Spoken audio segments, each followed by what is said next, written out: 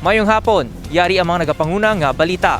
Mayor Jere Treñas gininspeksyon ng Iloilo City Molecular Laboratory and Dormitory.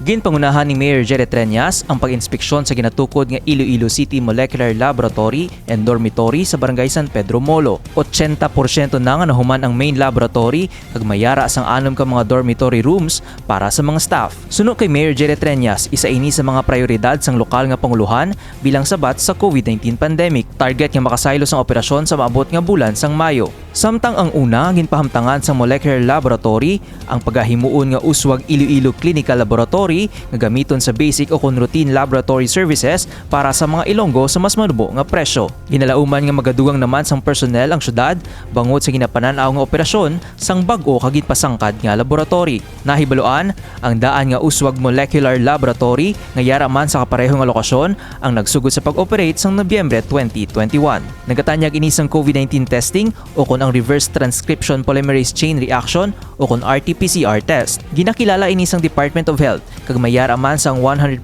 quality assurance rating gikan sa Research Institute for Tropical Medicine. Gani, nagalao mga alkalde nga magamit na ang laboratory sa pinakamadali nga panahon para mas madamo nga mga Ilonggo ang makabenepisyo. Ang dugang nga detalye bantayan karon alas 6 sa gabi sa Level Up Patrol. Ako si Michael Angelo Sarate.